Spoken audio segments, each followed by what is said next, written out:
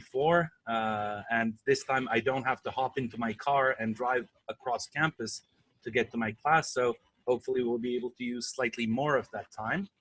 What we're going to be talking about today is a little about entrepreneurship. I've kind of changed the coverage a little this semester.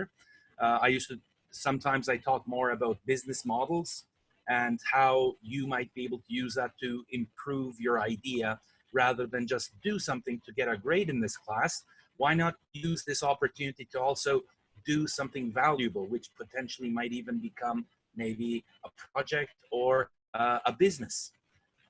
So the business model will help you do that, but even after filling out the business model canvas or whatever business model you're using, you still probably don't have a very good idea, at least not initially. So you need to search for that good idea. And the MVP that I'm going to be talking about today is one of the ways that you can search, that you can extract data from the actual individuals in the market. So let me continue with this. My name, as was stated, is Adil Oran. If you want any more information about me, just go online, type in Adil Oran. I come up pretty well. Fortunately, I think there's 3 or 4 other Adil Orans in Turkey, but they're not that active online. So I've been able to capture most of the real estate. If you're interested in what's going on related to entrepreneurship on campus, just follow me on Twitter. Also, I have a course every semester. I open an entrepreneurship class, 2 different ones in the semesters. This semester, I have an introduction to entrepreneurship class, BA 4137, which I always have 20-25 people that I reserve for non-business students, because I want the class to be a combination of both business students. I have to, it's my department. But in addition to this, there's a lot of value that can be added by having non-business students contribute as well. But for this, don't wait until the registry period, because I usually announce before the semester begins, I announce this quota and you have to pre-apply for it. And then you have to get my approval to be able to register, and then you're able to register. So don't wait until the beginning of the semester, or even worse, the drop period, to come and ask me if you want to take my class. I usually have at least a few computer engineers in the class. They have been pretty active in the past. It's nice to have you guys in here as well. So the definition of entrepreneurship that I use isn't a classical one, isn't one which includes everyone which has set up a company. I prefer to use something that was derived from the definition of startup, which Eric Ries, author of The Lean Startup, uses. And the definition that I'm interested in is somebody who is trying to develop a new product or service. That seems obvious, but that is doing this under conditions of high uncertainty. So this type of entrepreneur is more the type that can make a big difference. If you're doing entrepreneurship, but you're doing this in conditions of low uncertainty, yeah, it may be a business. There may even be some risk in it, but it probably does not have the potential to grow very much. So the high growth entrepreneurship is what I am more interested in, and hopefully you guys are interested in as well. So the problem with high uncertainty is that it also brings problems like going bankrupt or not being able to succeed, which is not something that I'm guessing, if you've been able to get all this way to the Department of Computer Engineering at METU, I'm guessing you have had a lot of success in the past, at least in your academic life. So sometimes when you try an idea, try to set up a company and are not successful, that can be quite harmful. So I try to teach things which lower the probability of failure.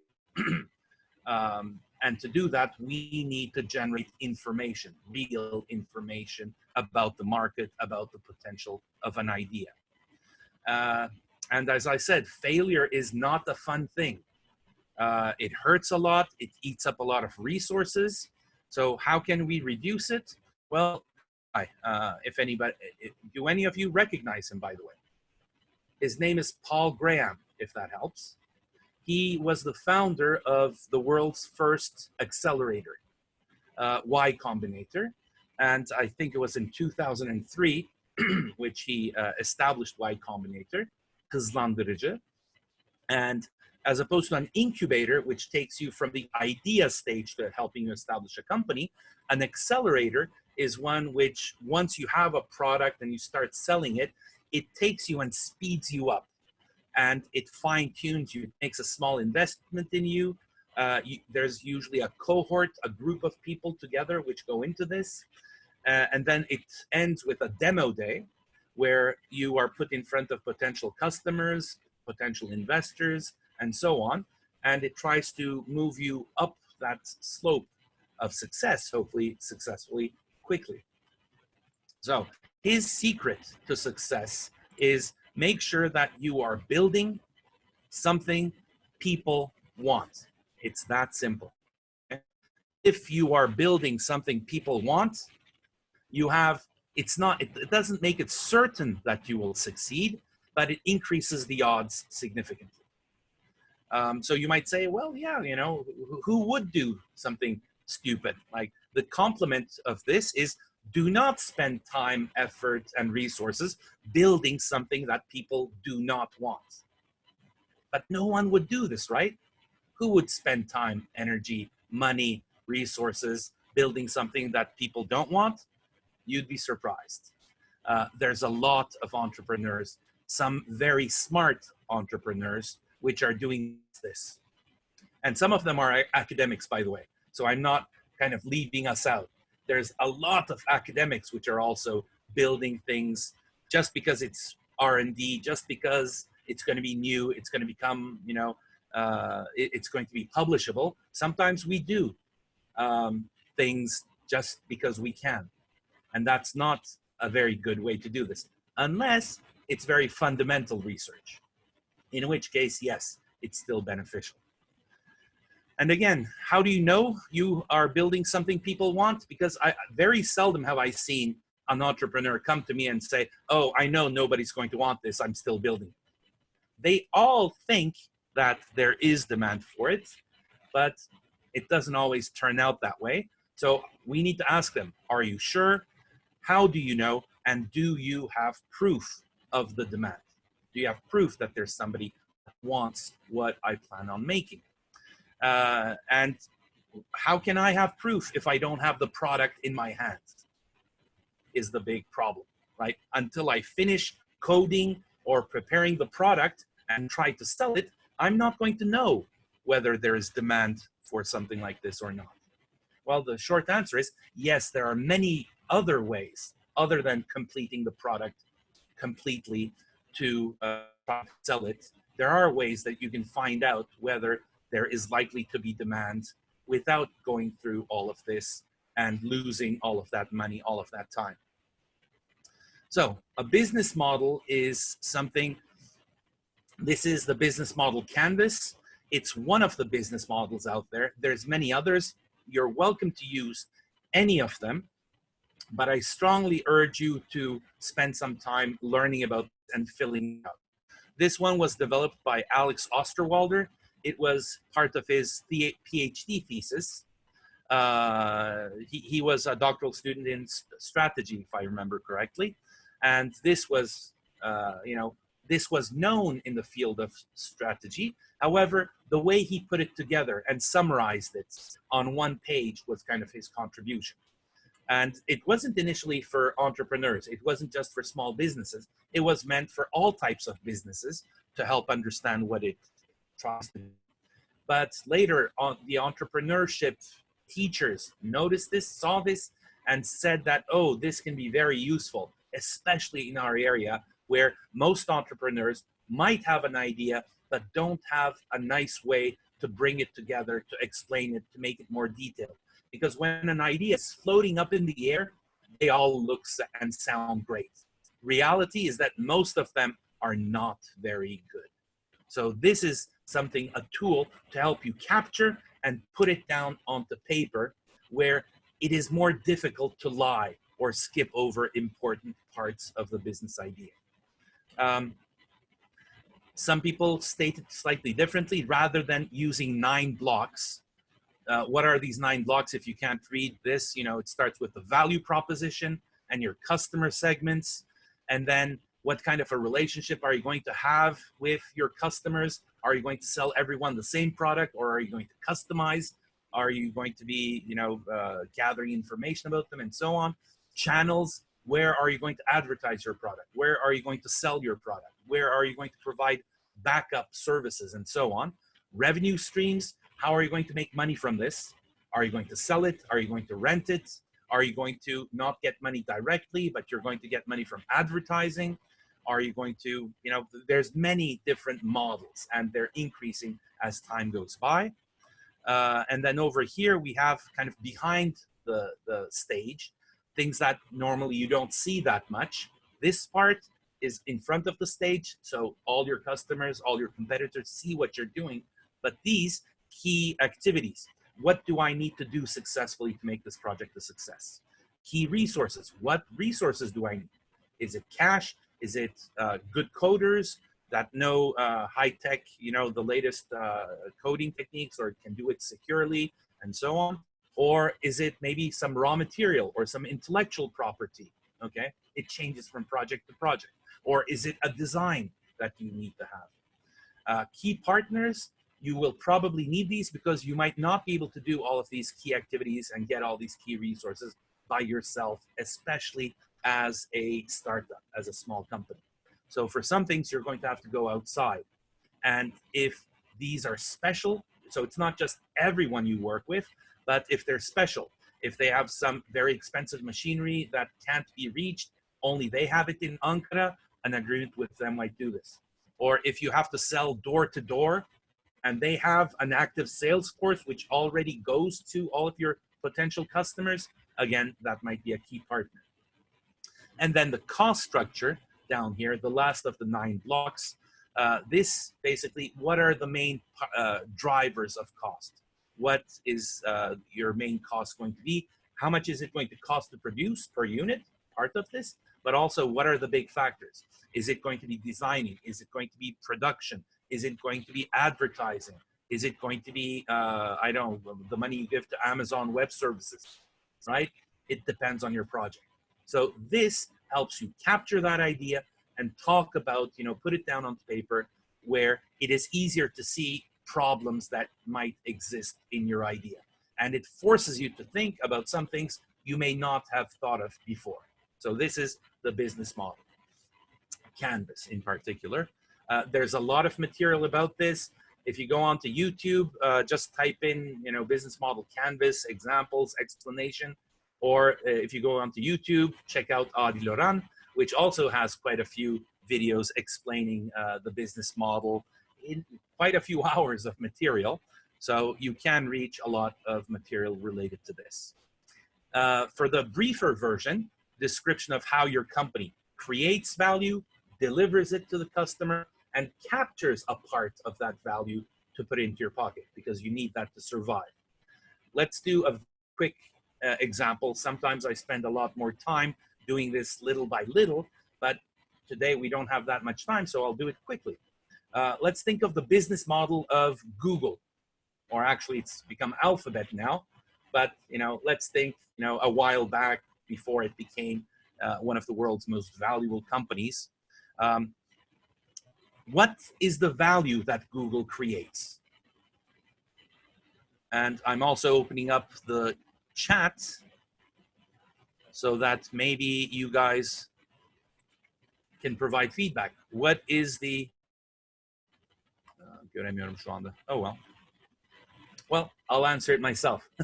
Or if you can open up your microphone and tell me, what is the value that Google creates? There are few answers I can okay, like pick them out, like advertisement. It helps us. Okay. Isn't one of the primary ones. Initially, what most people say is that, oh, it creates data, information. Not really. Google doesn't really create new information. It basically goes around the internet. It crawls the whole internet. It collects all of that data. It puts it into a database. And then it knows where things are. And then, most importantly, it brings people to ask questions, right? And you ask a question. Another thing Google does very well is it understands what you're asking. And sometimes when I look at what I've typed in, and I think to myself, how on earth did Google understand what I meant? Because it does a real good job. And very seldom do I ask good, clean questions. So it understands what I'm asking because it has a lot more data in the background about who I am, what I've asked in the past, what people are similar to me, what have they been asking about, where do I live, who are my friends. They have a lot of data. So thanks to this, they understand what I'm asking, they know what's out there, so very quickly they show me the relevant websites, relevant resources. So basically it saves me time. It makes it easy for me to reach the data on the internet. So that's the value it creates. How does it deliver it? Well, it uses a website, nice and clean and simple, little text box so that it loads very quickly. Okay, how does it capture value? Google has never asked me for money, and I use it, many times every single day.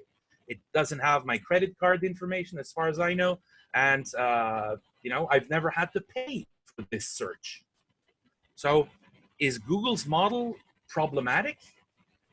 Has Google forgotten how it can capture some of this value? What do you think? Any answers? Interesting ones? The one answer, Google Ads. Google Ads. Well, yes, right. Because Google's model, revenue model, isn't about asking me, the person with the question, for money. Rather than that, they use an ad-supported model, right? Their revenue doesn't come from me. It comes from people that want to put something in front of my eyes, that want to show me advertisements. That's why there's a nice kind of quote about people that use a product or a service but are not paying for it. You know what that quote is?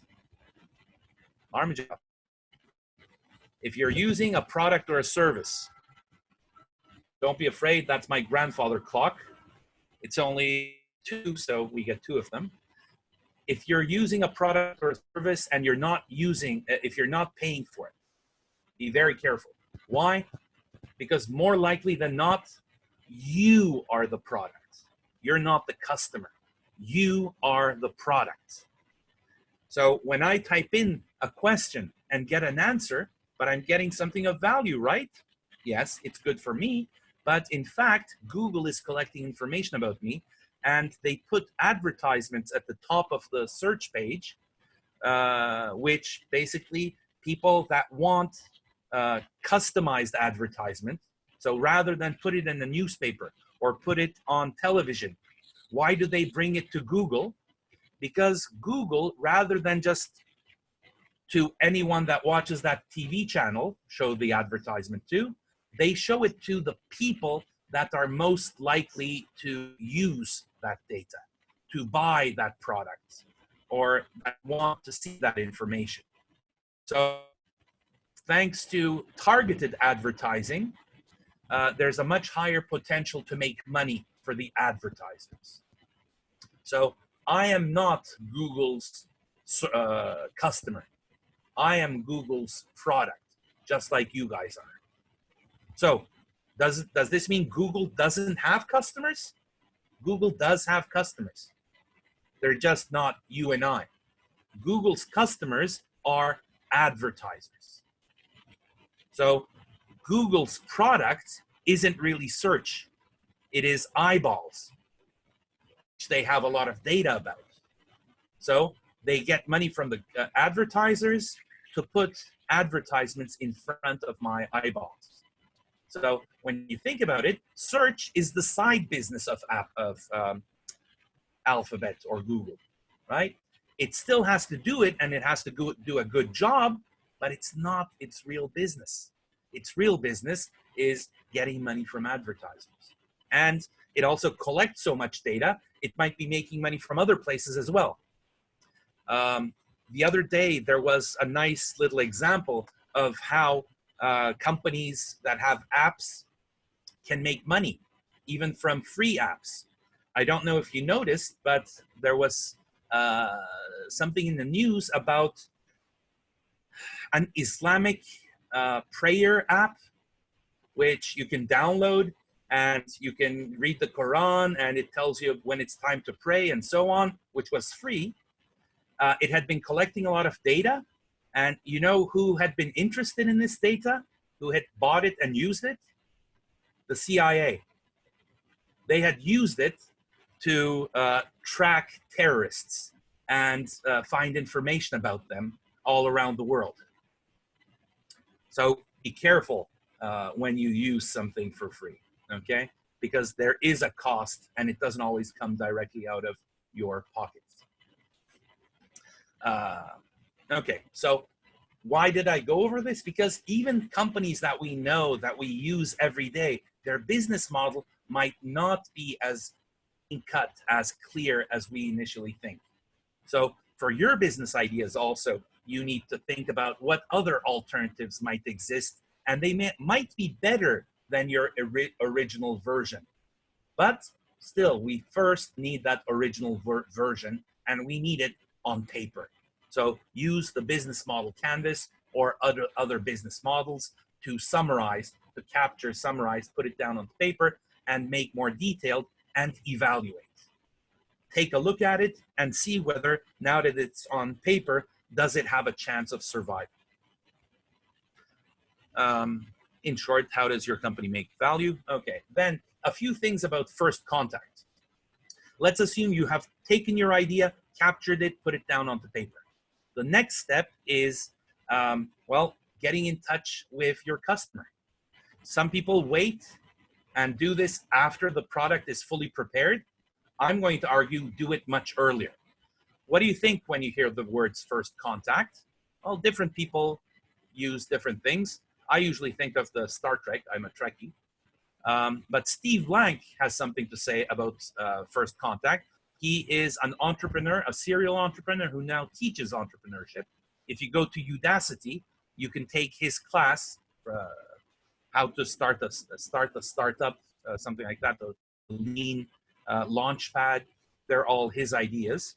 And he was the instructor of Eric Ries, who had the book. Now, what he says about first contact is no business plan survives first contact with customers. So that initial idea you have, when it runs into the customers, it usually blows up, because the original version probably 99.9% of the time isn't very good. Now, here's the same thing said by somebody a little different. How many of you know a guy called Mike Tyson? Well, you should. He's now retired, but he's come out of retirement and he's fighting again. This is Mike Tyson. Well, actually now he's a little, shall we call, he's got tattoos on his face and a little uglier. This is a day at the office for Mike Tyson. And what Mike Tyson says about the same idea is everybody has a plan until they get punched in the mouth, okay? So he's basically saying the same thing as Steve Blank. Like, this guy, do you think that he had a plan when he found out that he was going to get a chance to box with Mike Tyson? Do you think he was happy, or did he go into a corner and start crying? I would have probably started crying, but he's a boxer. He was happy to get the chance for the world title. Even if he loses, he makes a lot of money, and if he wins, he becomes the most successful, the top boxer in the world, at least for a while. So he probably had a plan. Mike Tyson is relatively short, so he probably thought, I'm taller, I've got longer arms, so I'll box far away, I'll stay away from him, and when he gets tired later in the game, in the match, I'll punch him out. He probably thought that was his plan. But this is what ended up happening. So first time you encounter your customer, the opponent, this is usually what happens. So rather than wait till your product is complete to go meet your customer, you need to do it much, much earlier, so that if your customer is different or has different problems than you originally thought, you need to make changes, you need to make adjustments, or else this is what's going to happen to you. So what can we use to help us generate information about whether we're going to get punched out like that guy, or whether our idea has a chance? Well, the minimum viable product, MVP, which is the subject of today's presentation, which I have about 20 minutes to talk about, maybe a little more. It's a tool to help you generate the greatest amount of information, validated learning, in the simplest, quickest, cheapest way possible. So in that business model, you have a lot of information, but you're not certain about that information. They're what you think is right. And as I said, a lot of those are probably wrong. So we need to find out which of those things, we call them assumptions, a fancy way to say, you know, I've made it up. We have those assumptions and we need to test those assumptions. Which ones should I test first? Because there's, you know, dozens of assumptions there. Start with the ones which would kill your project if you're wrong about them. So the biggest assumptions you should start with, the ones that if you're wrong, and this might especially be about the customer, who is the customer, what problems do they have, how many customers are there, how big is the market, and the value proposition. What is your product going to do for that customer, and how important, how valuable is this? It's probably the first things you should be looking at, but there's many more assumptions in there. So what is an MVP? It's not the most valuable player, like in the NBA. It is a minimum viable product.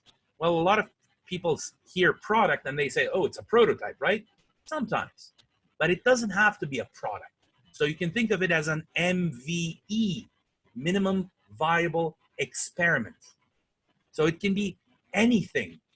It doesn't have to be a product. It doesn't have to be a prototype. Anything which helps you generate information about your business idea is an MVP or E. So prototype, yes, it can be. A video explaining what your product is going to be doing can be a good MVP.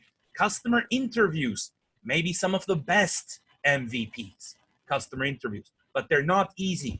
I have some links later in the presentation, which I probably won't be able to get to, but which provide explanations about how you might be able to conduct good interviews. Because usually when we first start, our interviews are horrible. It starts like something like this. Oh, I have this product idea. Do you like it? Would you buy it? That's the worst question you can ask, because depending on the person you're interviewing, whether they like you or don't like you, you know, they'll give the answer that you want to hear or don't want to hear. If they like you, Otül öğrenci, akıllı, sevdim bunu. They'll say, yeah, I think I'd buy it. Or if you go to your mom, you say, Mom, look, I have this idea. She'll go, oh, my son, you know, the genius, or my daughter, the genius. Oh, of course, it's a great idea. When in reality, it might be a horrible idea. We want the truth. We want reality. So what can I do to get information from these customer interviews? There are a bunch of links later in the presentation. If you don't get to it, I will provide your teachers with this. They will be able to share it with you, or just check it out on Twitter. I will provide a link to a PDF version of my presentation. The mom test, go on to YouTube. That's one of the resources that's quite good to help you understand this. Then we have things like landing pages. I'm going to show you some good examples of landing pages. Competitor analyses, Concierge, Wizard of Oz. I won't have time to get into these. A/B testing is important. You probably will learn examples of this. When you have two versions of a product, which one is better? Don't simply look at it and say, I think this is better. Test it. Cut up your sample into two and have half of them use one product, one version, half of them use the other version, and then test and gather data. Let the data tell you which one is better than simply just you. I think this looks nicer. So, first of all, let me show you some examples of smart people making stupid mistakes, or let's not call them stupid, but not so wise actions when initial ideas, entrepreneurship ideas, turned out to be not that good. How many of you know the people in this picture?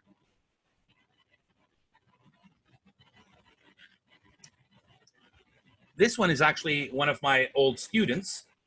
He won the original Yeni Fikirler, Yeni İşler yarışması in 2005, but he's not the one I want to talk about.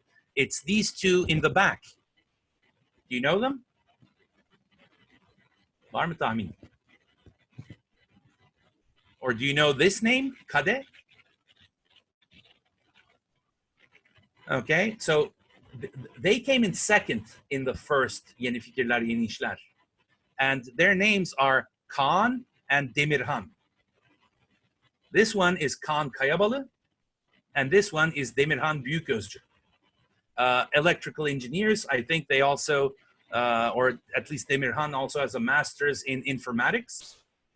And their idea in the contest was, a camera which automatically follows the ball around, and they're going to put these into halı saha, into these AstroTurf football fields, and the camera is going to automatically follow the ball, and without having somebody stand in front of it, it's going to record it. And at the end of the match, when you go to pay your money, you can also buy a copy of the game. Okay, so this was their idea, and they were able to build this. They were able to code it. So this is actually the one place which bought their products, and was they were able to finish it and put it up. And so do you think this is a good idea? They thought it was pretty good, and they actually did sell it to one place, but never again. So how might you have tested this? How might you have found what is an MVP that they could have used without fully having to develop all of this? Why not send somebody, pay them, 100 lira, and say, okay, go to this halı saha and, stay there for a week, and every day with your camera, follow the ball around, make a video of the game, and then try to sell it to the people at the end of the game and see if they are willing to buy it. Okay? And that would have been a very simple way. No coding, no nothing special, just a guy with his camera. Right now, you could probably do it with your phone, and you would find out pretty quickly whether the people playing the game actually want to buy a CD, or today it could be a USB drive with their game on. Let me tell you something, a secret. When you play football, you are not as good as you think. You're telling your friends, oh, I was there and a ball was coming and I had a kind of revashata and it was a beautiful goal. When you watch yourself play, amele spor, okay? You find out that you weren't nearly as good, or the things you did were quite not as good as you think. So you probably don't want a copy of your game, okay? And that's what eventually they found out. So two very smart guys, or five very smart guys, none of their ideas were very good, at least initially. Later on, you know what these guys did? They formed the company Kade, but they used it to count things. And the company became V-Count, okay? So they count cars, they count customers going into the store. Where do they travel? I think one of their first projects was they counted flour sacks, which were being loaded onto trucks, because a flour factory wanted to be able to keep track of this, and they were having difficulty with it. So that's what they did. And those were the projects which became successful and made a lot of money. Later, Khan said, oh, I have another idea. So he established another company. Do you know what that company is? I'm guessing some of you in the chat might be writing something like Onedio. Yes, somebody, yes. He's the founder of Onedio, right? And he got an investment for that idea even before he got the investment for VCount, and is now very successful. So very smart, very good entrepreneurs, but their original idea wasn't very good. Actually, a few months ago, I said, your idea maybe wasn't that bad. You might have seen this. Some teams around the world today apparently are using artificial intelligence to automatically record the game. So the artificial intelligence simply follows the ball around the field and makes an automatic copy of the match. They had a problem. Apparently, the side coach, the lineman, was bald, and the artificial intelligence was mistaking his head for the ball, so it was making mistakes. So I sent Khan and Demirhan, this little thing. Hey, maybe your idea wasn't that bad after all. It was ahead of its time, at least, let's say. So next, how many of you know about YouTube? It was established in 2005, but originally it was launched with this slogan, tune in, hook up. Why? Because the idea was an online video dating service. And nobody used it. They were even paying women to upload their videos. None of them would come. But eventually, they said they found out pretty quickly that, okay, maybe there isn't a business in this. Other companies have been successful later. But what they did was they found out that being able to easily upload videos and share them, people were wanting to do that. And the side job that they had done to make this idea a success, actually, this is the first video. One of the founders uploaded his own video, and then people started to watch it. So then they began to open it up to people, not just for dating, and that's what brought the success. And a little over 1 year later, they were bought by Google for $1.65 billion in a little over a year, okay? So apparently their idea, their second idea, turned out to be good. So this is called a pivot, when you take what you have and you try something different using that. So, but the original idea wasn't good, okay? So that's why I'm saying, you might be very smart, but your original idea might not be that good. So this is the elephant video. Long trunks. Okay, so I'll skip ahead.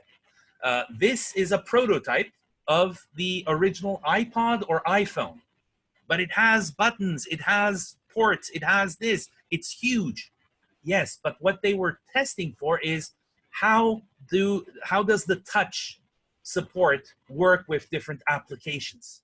So they built this as a prototype to try out how easy or difficult is it to use multi-touch gestures and so on. The pinching in, pinching out, stuff like that, tapping and so on. This is a prototype of the Google Glass. Again, it changes a lot. These are kind of wireframes. You can use a lot of computer programs before coding, so before they actually need you guys. People can simply use drawings of what their app is going to be like. And they can actually now no code or low code is also very popular. So, this is a way to, rather than spend a lot of money initially developing the idea, test it using stuff like this. Or I even have bought something like this. This is a little metal stencil, which allows you to use pen and paper to make something like this and to allow your potential users to try it. So these are things you might try. And then I have a few examples from a company called Evreka, which you may have heard of. So I don't want to just give you examples from other countries. Let's use some domestic examples. Yerli ve milli. Okay? So do you know of this company, Evreka? Berkay, Mert, Mehmet, and Umutcan. Berkay and Umutcan were my students in my class, and they actually met while taking my class. Later, they formed the company, and then they were joined by Mert and Mehmet.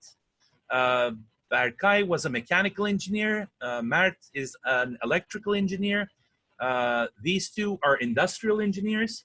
So they came together and formed a company, but you might have heard that they're pretty successful today, but it wasn't their first idea. Their initial ideas, Berkay, unfortunately, Berkay passed away, rahmetli. Berkay's idea while taking the class was actually an app to tell you what to wear. So you input your clothes into it, and then it provides you with combinations of the colors of the shirts and other things, with the pants, with the shoes. Today, wear this. Umutcan's idea was something called Stajap. Intern, stagiaire with startup, so help the interns find startup companies to work with, was his initial idea. Neither of which ended up working, even though I liked the Stajap idea. But then they came together, they tried a few other things, like Drink It, Multiply, and then Evreka. Drink It was a smart cup, which I'll talk about this. Multiply was a social media connected counter for cafes and restaurants. And then Evreka, what they're doing now is about using IoT in smart devices in smart cities. So they optimize garbage collection is what they ended up doing. But these ideas existed before. So quickly, let me show you some MVPs that you test their ideas. The first idea was the Drink It Smart Cup. So this is a cup which recognizes what water or coffee or tea or whatever you put into it. And then it keeps track of how much hydration, how much water and other things you've been drinking during the day. So, for example, you've had this many calories, this much caffeine, or you've had only 5 cups of water today. You need to drink more, and so on. So they wanted to build this to be able to follow all of this up. So one, it recognizes what you put into it, and then it keeps track of how much you've been drinking, and it tells you, it reminds you to drink more. And this is actually their landing page, which they prepared. I'm going to show you a close-up of it, but this is kind of a roll-down page, which they prepared for this. And let's look at the parts. The first part is this, okay? So it shows you a picture of the actual cup, sorry. So do you think this is a real cup? This is just a drawing, right? They had a good industrial designer which knew how to use the computer well, and as a result was able to come up with some real nice drawings. It looks realistic, but in fact, it's just a computer output. So, sağlık için drink it, okay? And you can click on it, how does it work, and the experience, and to place an order. Then, if you scroll down, next, it tells you what it does, nasıl çalışır. It measures, it understands what's in it, and it hooks up with your smartphone, and it asks you about how much do you want to drink per day, and so on, and it follows all of this. Then it has a battery inside it, and you can charge it via USB, and so this is kind of the design. And then it tells you how much you've been drinking in the past week, in the past year, and so on. So it provides you with a lot of feedback about what you have been doing. And it's, you can tell it, I want to drink at least 1.5 liters and maybe cut down on my coffee intake and, all sorts of other things you might want to put in. And then, yes, it has a battery. It can last 100 hours. You can wash it. You can do this. And finally, at the bottom of a page, each landing page, one has sensors in it to know how much of the page you have been reading.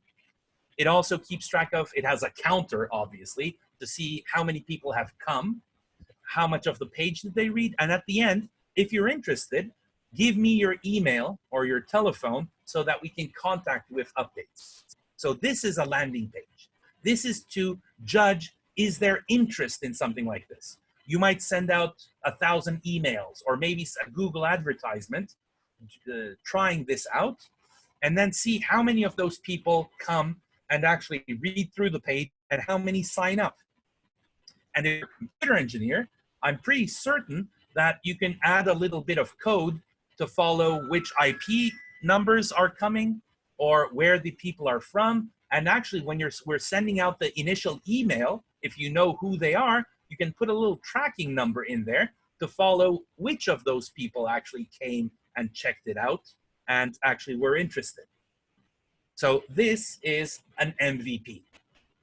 And it doesn't have to take very long to form something like this. And there's actually, even if you're not a computer engineer, there's a lot of sites which allow you to prepare simple MVPs, simple landing pages. The reason they didn't continue with this is that a company in California came out with something called Vessel, and they got 2 or 3 million investments. And they said, oh, we were still at the initial stage. They didn't continue with the idea. Next, they tried this thing called Multify, social media connected counter.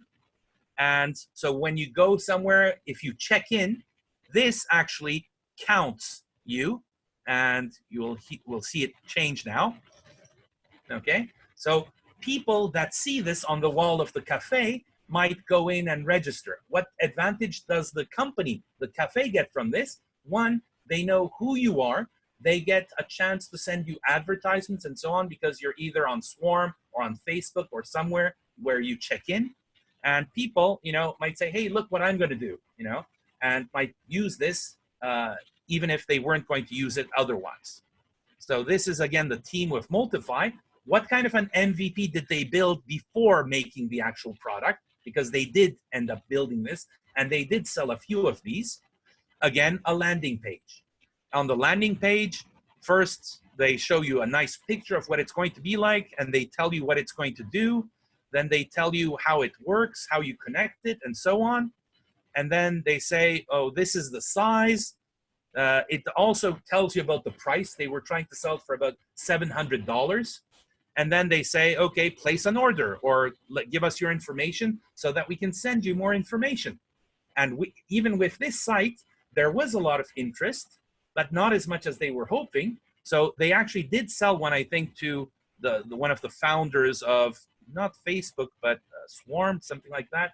So they did sell a few of these, but they didn't think there was enough demand to continue, so they didn't continue with it. Then for smart cities, what they do is they put sensors inside of the garbage cans to follow how full the garbage can is. And this was one of their early prototypes. Here's a close-up of it. Here's where they tried to put it before with backing tape. Here's maybe another thing they tried. Then they put it into this box, which you can buy for 15 lira from Postacadesi, and they bolted it on to this. This, by the way, is in the parking lot between us and Technocant that they tried this. And this is what their actual boxes are going to look like. But to be able to build these, they need to pay about $10,000 for a calyp, for a mold that is going to be used to produce these. And before you know exactly what your product is going to be like or whether there's demand, you don't want to spend money on this. So they went and bought this box, and actually what they were testing is how well does it measure and how long does the battery last, was that what they were trying to gather information about. So this was enough for that. Well, how did they produce these then? 3D printing, right? So they 3D printed these and then painted it to look like metal. And that's what they were taking to their customers to try to get them to sign up. They now have customers from around the world, something like 50 countries. And the project is going quite follow what they're doing. Oja, I guess there's a question, by the way. Okay, I'm about to run out of time, so quickly, I'm listening. Rod, maybe you can. Can I see the question, or are you going to read it out? I see a raised hand. Okay, yes. Wix, Squarespace, WordPress, even, I suppose, at least 10 to 20% of all Tubitakibe money goes to 3D printers, yes. Let's make a website where curating content is the concept. Is that the question? No, I guess, no, probably. I saw a raised hand, but okay. I never got the question. Yeah. Later on, you can catch me just on Twitter or something like that. But now let me show you a few more MVP examples. So Dropbox had a video, a funny video, which they shared. And basically, before their product was finalized, You probably all use Dropbox, nice and easy backup, right? But the nice thing is there were other competitors doing this, like IBM, like Google, like all sorts of companies, which began to do it before Dropbox. And Dropbox was finding it difficult to find not customers, but investors. Because they said, oh, these other companies are also trying to do this. What's different about you? And they were trying to explain it, but people didn't think the difference was significant enough. So they prepared a video, a funny video, explaining what it does. And at the end, there was a link, go to getdropbox.com to sign up. And overnight, that video went viral first. People shared it because it was funny. And then some people that saw it went and signed up. And their waiting list went from 5,000 to 75,000 in one weekend. And the next time they went for an interview with a potential investor, when the investor said, oh, no, I don't think it's different enough, I don't think it'll be successful, they said, look, we have 75, here's our waiting list, 75,000 people waiting for us to finish the product. Do you want to invest? And when they heard this data, they said, let me take another look at that idea. And they got investors. So their MVP was basically to prove to the investors that customers were interested. Landing pages, this one is a great one. Buffer, I don't know if any of you use Buffer, but it is basically an app which helps you tweet at regular intervals. Because to be successful on social media, you need to do this at consistently, not one every 5 days and so on.